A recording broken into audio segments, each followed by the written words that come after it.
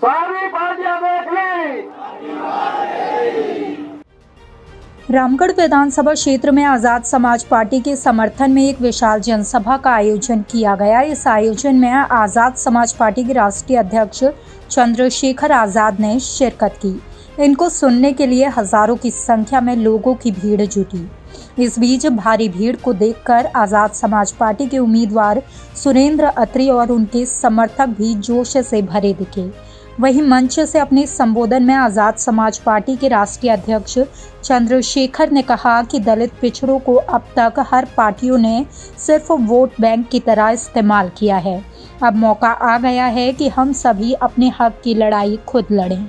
चंद्रशेखर आजाद ने आजाद समाज पार्टी उम्मीदवार सुरेंद्र अत्री को वोट देकर भारी मतों से जिताने की अपील की।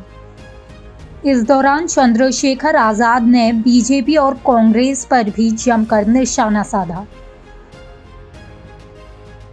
1 घंटा निकाल के रोज एक आदमी कम से कम 10 आदमी को वोट देने के लिए भाई सुरेंद्र जी को तैयार करेगा। गली गली जाके अपने अपने बूथ की जिम्मेदारी उठा लेना।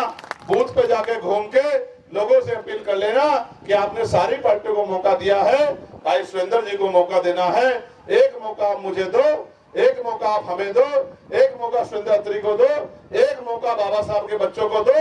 और फिर आप देखना कि जैसी आवाज पार्लियामेंट में भाई चंद्रशेखर आजाद उठाते हैं, वैसी आवाज असेंबली में आपका छोटा भाई सुरेंद्र अत्री उठाने का काम करेगा। और कितना गौरव होगा अम्बेडकर वादियों को जब यहाँ से पट्टी चलेगी कि आजाद समाज पार्टी का उम्मीदवार भारी वोटों से आगे चल रहा है। इसका मतलब बाबा साहब की विचारधारा जम्मू में भी फल फूल रही है। ये तो आपके सामने है। मैं तो पहली बार इस मिट्टी को नमन करने आया हूँ। जिस तरह का प्यार जम्मू एयरपोर्ट से लेकर यहाँ तक कोई गांव ऐसा बचा होगा जहाँ लोगों ने खड़े होकर स्वागत नहीं किया। माँओं बहनों ने, बेटियों ने, बच्चों ने और नौजवान साथियों ने, बुजुर्गों ने जिस तरह का आशीर्वाद दिया है, मैं उनका धन्यवाद करता हूं। और मैं विश्वास करता हूं कि जो प्रत्याशी हमारे यहाँ लड़ रहे हैं उनमें भी जहां हम लोग खड़े हैं रामगढ़ में, सुरेंद्र अत्री जनता के आशीर्वाद से भारी मतों से चुनाव को जीतेंगे।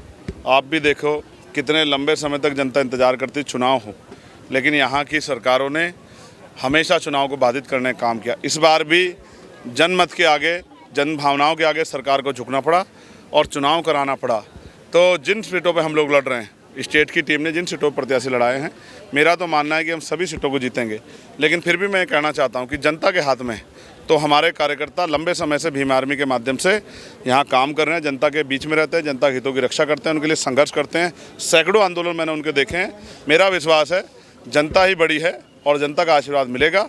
जम्मू कश्मीर की महान जनता आशीर्वाद देगी तो सभी प्रत्याशी जीतेंगे, ऐसा मेरा विश्वास है। देखिए, जैसे आपका चैनल जनता के हितों की आवाज़ उठाता है, लेकिन बहुत सारे समस्याएं जो आप तक आपके चैनल के माध्यम से भी नहीं उठती।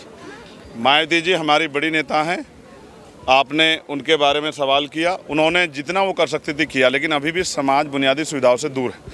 अभी भी अधिकार नहीं मिले हैं और अभी भी समाज में उस तरह का बल और उस तरह के जो है हालात नहीं पैदा हुए कि समाज अपने आप को सम्मान के साथ जो है अपने जीवन को यापन कर सके।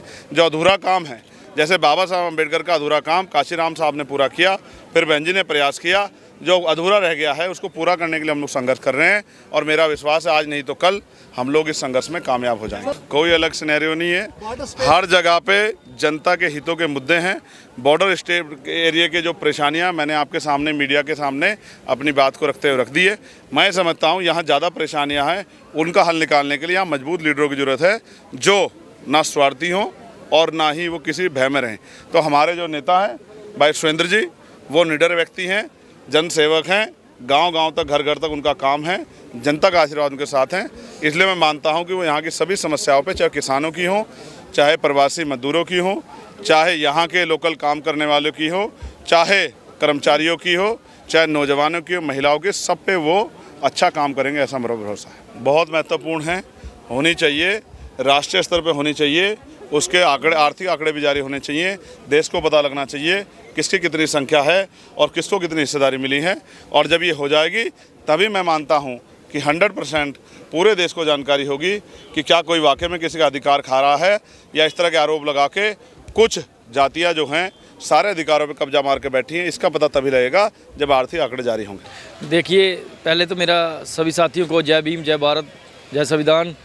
और मैं आज जितने भी साथी हमारे इस जनसभा में आए थे, दूर दूर गाँव से, हर गांव से यहाँ पे पहुँचे थे भाई चंद्रशेखर आज़ाद जी को सुनने के लिए, तो मैं बहुत बहुत शुक्रिया अदा करता हूँ, जिसमें बहुत ज़्यादा संख्या में हमारे यूथ था, हमारे बेरोजगार यूथ जो था वो सबसे ज़्यादा पहुँचा हुआ था। उसके साथ हमारे नौजवान साथी, बुज़ुर्ग, महिलाएं और मेरे हमसफ़र साथी जितने भी सभी आए थे, मैं उनका बहुत बहुत शुक्रिया अदा करता हूं कि उन्होंने मेरे लिए आज मेरे लिए समा निकाला और भाई चंद्रशेखर आज़ाद जी के विचार सुने। आकर आप सबको पता है कि भाई चंद्रशेखर आज़ाद जी जम्मू कश्मीर में पहली दफ़ा आए हैं और पहली दफ़ा रामगढ़ में उनको जो समर्थन मिला है, जो कार्यकर्ताओं द्वारा इतनी खुशी उनको मिली है कि उन्होंने इस स्टेज के माध्यम से भी बता दिया कि कार्यकर्ताओं ने रामगढ़ से लेकर यहाँ तक स्टेज तक